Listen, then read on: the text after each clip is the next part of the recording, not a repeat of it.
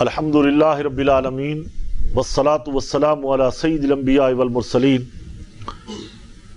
اما بعد فاعوذ باللہ السمیع العلیم من الشیطان الرجیم بسم اللہ الرحمن الرحیم انا فتحنا لک فتحا مبینا لیغفر لک اللہ ما تقدم من ذنبک وما تأخر ویتم نعمتہ ویہدیک صراطا مستقیما صدق اللہ العظیم و صدق رسولہ النبی الکریم ونحن علی ذلک لمن الشاہدین والشاکرین صلاۃ و سلام علیک یا سیدی یا رسول اللہ وعلی آلک و اصحابک و اہل بیتک و اطرتک یا نور اللہ۔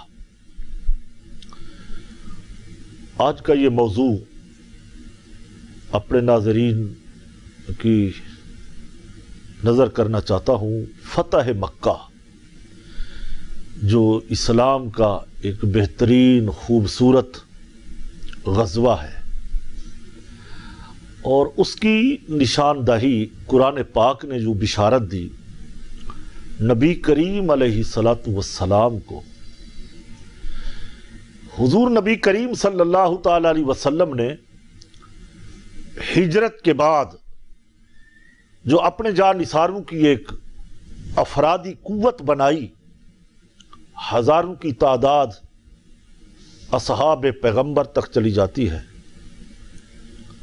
آج وہ وقت آ پہنچا، احد کا مارکہ بھی ہو گیا، غزوہ بدر بھی ہو گیا، اور پھر ضرورت تھی، اور وہ غلامان مصطفیٰ جو مکہ چھوڑ کر کے آئے تھے مدینہ میں، وہ اپنے آباء و اجداد کے اس وطن کو، ان زمینوں کو، ان پہاڑوں کو یاد کرتے کہ کبھی ہم مکے میں دوبارہ جائیں گے، طواف کعبہ کریں گے، مقام ابراہیم پر نفل پڑھیں گے، کیا کبھی ہم جائیں گے حجر اسود کے بوسے لیں گے؟ کیا کوئی ایسا وقت آئے گا کہ ہم صفا مروہ کی سعی کریں گے؟ ان الصفا والمروۃ من شعائر اللہ، وہ صفا مروہ جو اللہ کی نشانیوں میں سے اللہ کے نشان ہیں، اور وہ مقام ابراہیم جس کے بارے میں خدا کا قرآن اعلان فرماتا ہے من مقام ابراہیم مصلی وعہدنا الی ابراہیم و اسماعیل۔ تو حضور سے پوچھا کرتے تھے یا رسول اللہ صلی اللہ علیہ وسلم، کبھی ایسا وقت آئے گا کہ ہم مکے میں جائیں گے؟ تو افرادی قوت بڑھتی گئی، غلامان مصطفیٰ کی تعداد میں اضافہ ہوتا گیا۔ اللہ نے بشارت دی وحی کی صورت میں اپنے نبی کو کہ اے پیغمبر صلی اللہ علیہ وسلم، آپ پیش قدمی کریں مکہ کی طرف، پھر ہماری قدرت کا نظارہ کریں کہ ہم کس طریقے سے یہ فتح و نصرت آپ کی جھولی میں ڈال دیتے ہیں۔ انا فتحنا لک فتحا مبینا، بے شک ہم نے آپ کو فتح مبین عطا فرمائی۔ لیغفر لک اللہ ما تقدم من ذنبک، ہم نے آپ کے اگلے پچھلوں کے گناہوں کو بخش دیا۔ نبی معصوم ہوتے ہیں، نبی کے گناہ نہیں ہوتے، نبی بخشے ہوئے ہوتے ہیں، انبیاء بخشے ہوئے ہوتے ہیں، ایک لمحے کے لیے بھی ان سے گناہ سرزد نہیں ہوتا۔ اور ولی اللہ کی حفاظت میں ہوتے ہیں، صحابہ سے خطائیں ہو جائیں تو ان کی بخشش کے پروانے آ جاتے ہیں، رب تعالیٰ قرآن کی آیاتیں نازل فرما دیتا ہے۔ ہم نے آپ کی خطاؤں کو، آپ کے اگلے پچھلے گناہوں کو، خطاؤں کو بخش دیا ہے۔ اس سے مراد یہ ہوتی ہے کہ آپ کے یعنی آپ کے خاندان میں اگر کوئی گناہگار تھے، آپ کے توسل اور صدقے سے ان کے گناہوں کو بخش دیا ہے۔ علماء فرماتے ہیں اس میں ممکن ہے، ہو سکتا ہے کہ حضرت عبداللہ، حضرت آمنہ مراد ہوں یا کوئی اور، واللہ عالم ورسولہ عالم۔ تو فتح مکہ ایک شاندار طریقے سے فتح ہوئی، جو اسلام کو چار چاند لگا دیے اس فتح نے۔ جانثاروں کے حوصلے بڑھ گئے، نبی کریم صلی اللہ تعالی علیہ وسلم اونٹنی پر سوار ہوئے اور اعلان ہوا میرے غلاموں آج تلوار نیام میں رکھو جب تک محمد عربی صلی اللہ علیہ وسلم حکم نہ دے کسی کو اجازت نہیں ہے کہ وہ نیام سے تلوار نکالے۔ اور رسول مکے میں اس شان سے داخل ہو رہے تھے کہ اونٹنی پر سوار ہیں اور عاجزی انکساری اس قدر ہے۔ تفسیر کبیر میں امام فخر الدین رازی فرماتے ہیں کہ رسول اللہ کی مبارک داڑھی اونٹ کے کوہان سے لگ رہی تھی، سر جھکا ہوا ہے کہ اللہ یہ تیرا کرم ہے، یہ تیری عطا ہے، یہ تیرا فضل ہے، یہ تو نے ہمیں فتح عطا فرمائی ہے کہ جن مکے والوں نے نکال دیا تھا آج اس پیش قدمی کو خفیہ رکھا جا رہا ہے کہ خاموشی کے ساتھ داخل ہونا ہے، جنگ نہیں کرنی۔ جنگوں کے راز ہوتے ہیں، طریقے ہوتے ہیں، اگر جنگ سے پہلے وہ راز فاش ہو جائے تو وہ جنگوں میں بڑے بڑے نقصانات ہو جاتے ہیں، جیتی ہوئی جنگ ہار جاتے ہیں۔ تو سرکار علیہ السلام نے خاموشی کے ساتھ پیش قدمی کا حکم دیا۔ مکے میں یہ اعلان ہو چکا تھا کہ مسلمان مکے کے اوپر حملہ آور ہو رہے ہیں، مکہ فتح کرنے آ رہے ہیں، لرز رہے تھے، کانپ رہے تھے کہ اب کیا ہوگا، خون کی ندیاں بہہ جائیں گی۔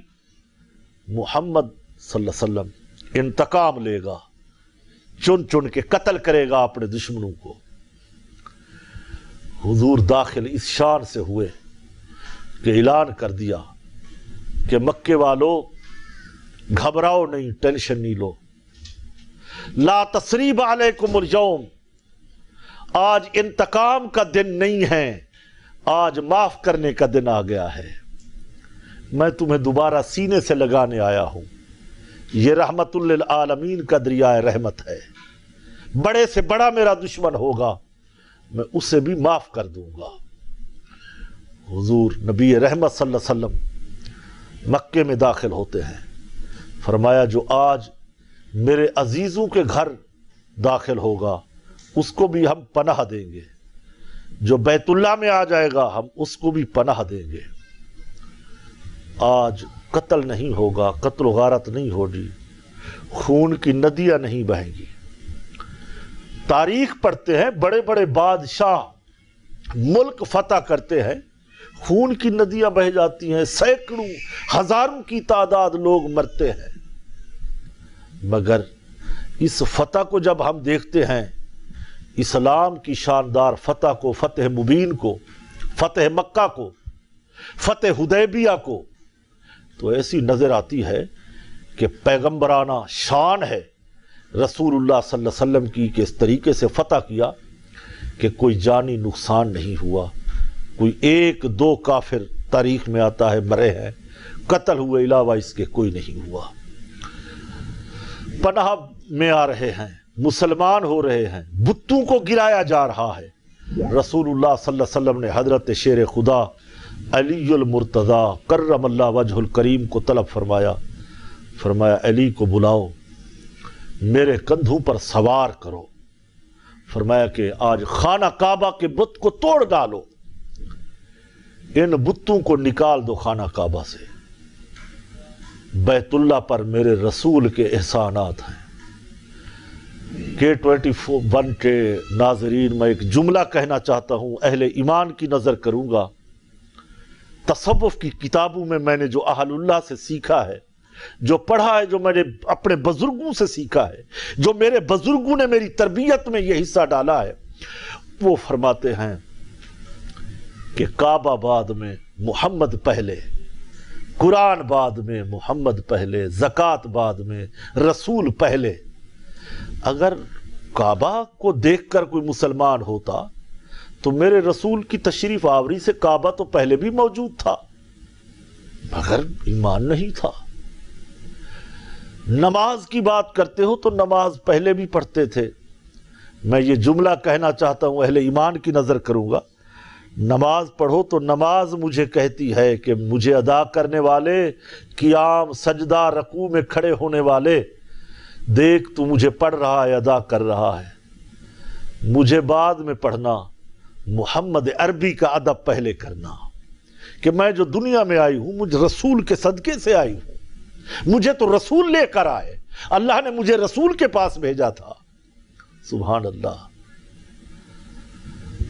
آئے تھے ایک دلربا جو جمال اپنا دکھا گئے، تھی مہک لہک ان کے لباس میں، میرا سارا گھر وہ بسا گئے۔ کیا کمال تھا، نماز کو ناز تھا۔ تو زکوٰۃ کہتی ہے کہ مجھے بعد میں دیکھنا، میرا نصاب بنانا، مجھے نافذ کرنے والے محمد پر پہلے ایمان لانا۔ حج کہتا ہے، میدان عرفات مزدلفہ کہتے ہیں کہ حاجی صاحبان، میدان میں آنے والوں، احرام باندھنے والوں، لبیک اللہم لبیک کی صدائیں دینے والوں، اگر محمد نہ آتے، نہ ہوتے، مکہ فتح نہ ہوتا، کعبہ پاک نہ ہوتا، میدان عرفات میں کوئی نہ آتا، خیال رکھو محمد پہلے ہے۔ میں یہی پیغام دینا چاہتا ہوں بڑے ادب سے، بڑی محبت سے، کہ قرآن بعد میں آیا، محمد پہلے، زکوٰۃ بعد میں، رسول پہلے، نماز بعد میں، رسول اللہ پہلے، حج بعد میں، رسول پہلے۔ جب ہم یہ مقام کو پہچان لیں گے، عمل کر لیں گے، رسول کی اتباع میں کامیاب ہو جائیں گے، پھر حکم ہوگا من یطع الرسول فقد اطاع اللہ، جس نے میرے رسول کی تابعداری کی ہے اسے اللہ کی اطاعت کر لی ہے۔ تو میرے رسول پیغام دے رہے تھے کہ آج مکہ فتح ہو گیا ہے، اب حج فرض ہو جائے گا، اب عمرہ ضروری ہو جائے گا، اب زمزم پینے والوں کے لیے آسانی ہو جائے گی، مقام ابراہیم پر نفل پڑھنے والوں کے لیے آسانی ہو جائے گی۔ خیال رکھنا، مکہ فتح ہو رہا ہے، مکہ فتح نہیں، آج پوری دنیا فتح ہو رہی ہے، آج اسلام نافذ ہو رہا ہے۔ ایک صاحب تھے، ان کا نام تاریخ میں جمہور علماء نے اختلاف کیا، مشرک تھا، وہ نبی کریم صلی اللہ علیہ وسلم کو ستایا کرتا تھا، چھپ گیا۔ اعلان ہوا کہ جو آج میری بارگاہ میں آئے گا ہم آج اس کو معاف کر دیں گے، بخش دیں گے۔ قرآن بھی کہتا ہے کہ وَلَوْ أَنَّهُمْ إِذْ ظَلَمُوا أَنفُسَهُمْ جَاءُوكَ، جب تم اپنی جانوں پر ظلم کر بیٹھو ادھر ادھر نہیں بھاگو، میرے پیغمبر کی بارگاہ میں آ جاؤ، میرا رسول تمہارے لیے دعا کے ہاتھ اٹھا دے، ہم تو غفور الرحیم ہیں، ہم تو بخشنے والے، بخش دیں گے ہم۔ وہ منہ چھپا کے، نقاب ڈال کے وہ مشرک حضور کی بارگاہ میں آیا، عرض کی یا رسول اللہ آج آپ کا فلاں دشمن بھی آ جائے تو معاف کر دیں گے؟ میرے آقا فرماتے ہیں معاف کر دوں گا۔ حضور وہ جو ستاتا تھا اگر آ جائے، حضور فرماتے معاف کر دوں گا۔ حضور وہ ابھی آ جائے معاف کر دیں گے، میرے آقا فرماتے ہیں معاف کر دوں گا۔ اس نے نقاب ہٹا لی، یا رسول اللہ میں وہ بڑا ظالم میں ہوں، دشمن آپ کا بڑا میں ہوں۔ حضور نے فرمایا اگر تو دشمن ہے تو میں رحمت للعالمین ہوں، آج دریائے رحمت کے چشمے بہ رہے ہیں، ہے کوئی آج معاف کرانے والا؟ ہم اس کو معاف کرتے۔ جنہوں نے نکالا تھا، جنہوں نے ستایا تھا، جنہوں نے یہ محاسبے کیے تھے، جنہوں نے رات کی تاریکی کے اندر حملے کیے تھے، آج ان کو معاف کیا جا رہا ہے، بیت اللہ کو پاک کیا جا رہا ہے۔ حضرت شیر خدا کرم اللہ وجہ الکریم کو اپنے کندھوں پر بٹھا کے میرے رسول نے چھڑی ہاتھ میں دی، فرمایا چھڑی سے ان بتوں کو گراتے جاؤ۔ میں نے سوچا کہ راز کیا تھا، رسول نے چھڑی کیوں دی؟ شیر خدا اپنے ہاتھوں سے پکڑ پکڑ کے پھینک دیتے۔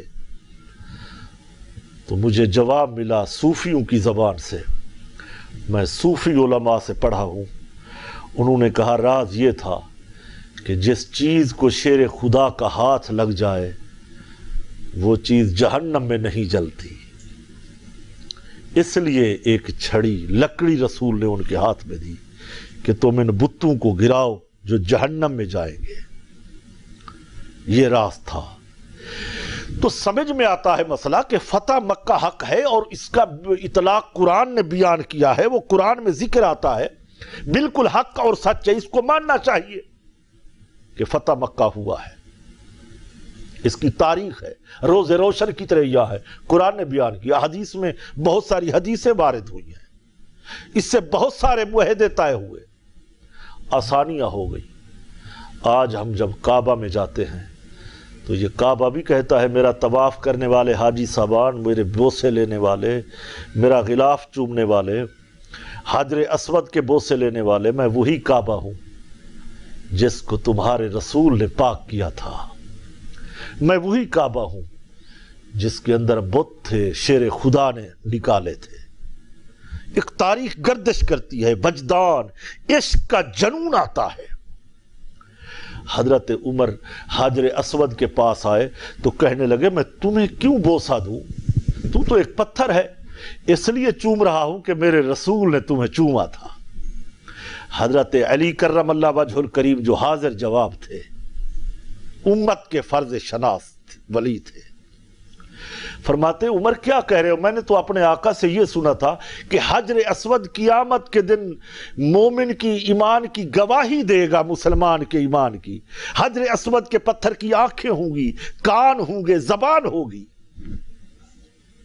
خدا کی قسم یہ فائدہ دے گا۔ حضرت عمر نے جملہ کہا تھا، میں اپنے ناظرین کی وہ نظر کرنا چاہتا ہوں، اہل محبت کی نظر کرنا چاہتا ہوں، پنجتن پاک کے عاشقوں کی نظر کرنا چاہتا ہوں۔ حضرت نے فرمایا، حضرت عمر نے، کہ اگر آج علی نہ ہوتے تو عمر ہلاک ہو جاتا۔ کتنی خوبصورت بات کہہ دی کہ حضرت علی شیر خدا نے میری اصلاح کر لی، مجھے بچا لیا۔ محترم ناظرین کرام، ہم دیکھیں، ہم تاریخ کا مطالعہ کریں، ایسی شاندار تاریخ جو اسلام کی تاریخ ہے وہ کسی اور مذہب کی نہیں ہے، جس کے اتنے شاندار اسلاف ہوں، بزرگ ہوں، صحابہ ہوں، تابعی ہوں، تبع تابعین ہوں، ولایت سے تاریخ بھری پڑی ہو اور سچی تاریخ ہو، وہ کسی اور مذہب کی نظر نہیں آتی، نظر آتی ہے تو صرف اور صرف دین اسلام کی نظر آتی ہے۔ لیکن آخری بات یہ کہنا چاہتا ہوں کہ ایک ایسا مرتد گستاخ پیغمبر تھا، وہ کعبے کے غلاف میں، روایتوں میں آتا ہے، حدیث میں آتا ہے کہ وہ چھپ گیا۔ اور گستاخ جو ہوتے ہیں، تاریخ گواہ ہے، وہ چھپا کرتے ہیں۔ جو پیغمبروں کے گستاخ ہوتے ہیں وہ دلیر نہیں ہوتے، وہ بزدل ہوتے ہیں۔ دلیر وہ ہوتا ہے جو صاحب ایمان ہوتا ہے۔ صاحب ایمان کون ہوتا ہے؟ صاحب ایمان وہ ہوتا ہے جو رسول اللہ کی محبت سے سرشار ہو، کیونکہ ایمان کس چیز کا نام ہے؟ ایمان نام ہے محبت رسول کا۔ رسول اللہ کی محبت کا نام ایمان ہے، آسان کر دیتا ہوں، ایمان ہے حضور کی محبت کا نام۔ اور وہ نبی کریم علیہ السلام کی شان میں گستاخیاں کرتا تھا، بے ادب تھا، گستاخ تھا، اصحاب کو غصہ، ملائکہ کو غصہ، خدا کی قدرت اس سے ناراض۔ ہم یہی پیغام دیتے ہیں، جو کچھ بننا چاہو بن جاؤ، مگر میرے نبی کے گستاخ نہ بنو، پیغمبروں کے بے ادب نہ بنو۔ گنہگار سے گنہگار آئے گا، معافی مل جائے گی، بے نمازی آئے گا، رب معاف کر دے گا، زکوٰۃ نہ دینے والا آئے گا، گناہوں کی سزا کے بعد بخشش ہو جائے گی۔ بے ادب گستاخ، اس کو کہاں معافی ملے گی؟ اللہ کے رسول کی بے ادبی کرنے والے کو کہاں پناہ ملے گی؟ اس لیے میرے امام نے فرمایا تھا کہ تیرے نام پہ کروں جاں فدا، ایک جاں نہیں، دو جہاں فدا، نام پہ جاں فدا کروں۔ ناموس کی بات نہیں آئی، یا رسول اللہ صرف تیرے نام پہ اپنی جاں قربان کر۔ ناموس کا تو بہت بڑا مقام ہے، ناموس پہ تو سب کچھ، صرف جان نہیں، سب کچھ قربان کرنا پڑتا ہے۔ وہ بے ادب جو پوری زندگی مکے میں رہ کے رسول کی شان میں گستاخی کرتا رہا، بے ادب تھا، کہیں وہ چھپ چھپا کے بیت اللہ کے غلاف میں چھپ گیا۔ اگر وہ میرے رسول کی بارگاہ میں آ جاتا تو راستہ نکل آتا، مگر اس نے منہ کیا ہے بیت اللہ کی طرف کہ بیت اللہ مجھے بچا لے گا۔ حکم ہوا کہ جاؤ اس بے ادب کو، گستاخ کو وہاں قتل کر دو۔ اس حدیث سے علماء اخذ کرتے ہیں، کوٹ کرتے ہیں کہ نبی کے بے ادب کی کوئی معافی نہیں ہے، اس سے کوئی کمپرومائز، کوئی سمجھوتا نہیں، کچھ نہیں ہے۔ ہمارا مقصد یہ حدیث سنانے کا یہ ہرگز نہیں ہم کسی کے جذبات کو بھڑکائیں، ہمارا مطلب یہ ہرگز نہیں کہ ہم کسی کو کوئی غلط میسج دے رہے ہوں، ہمارا مطلب نہیں۔ ہمارا مطلب حدیث پیغمبر کو بیان کرنا ہے اور اپنے ناظرین تک صحیح تاریخ کو بتانا ہے۔ نتیجہ ہر ذہن رکھنے والا ذی شعور آدمی خود نکالتا ہے، وہ خود تعین کرتا ہے اس نتیجے کا۔ اللہ نے سب کو عقل دی ہے، وہ اپنی عقل کو لاتا ہے، وہ ریسرچ کرتا ہے۔ جہاں معافی ملتی ہے نبی کے دشمنوں کو، وہاں گستاخوں کو قتل کا حکم بھی ملتا ہے۔ تو ہم یہی سمجھائیں گے، یہی عرض کریں گے، دنیا والوں اپنے نبی کو، حضرت امام مالک موطا امام مالک میں فرماتے ہیں جو امت اپنے نبی کی نبوت کا دفاع نہیں کر سکتی، مقام محمد کا دفاع نہیں کر سکتی، خاتم النبیین کا دفاع نہیں کر سکتی، اس امت کو زندہ رہنے کا، میں نہیں کہہ رہا، آج سے کئی سو سال پہلے فقہ کے بہت بڑے امام مالک جن کی قبر جنت البقیع میں اہل بیت اطہار کے مزارات کے قریب ہے، وہ امام مالک فرما رہے اس امت کو زندہ رہنے کا کوئی حق نہیں جو اپنے نبی کے گستاخوں کے ساتھ سمجھوتا کرے، رعایت برتے۔ دعا کرتا ہوں کہ رب تعالی حبیب علیہ السلام کی سچی پکی محبت عطا فرمائے، رسول خدا کی اللہ تعالی ہمیں پہچان عطا فرمائے۔ وآخر دعوانا ان الحمدللہ رب العالمین۔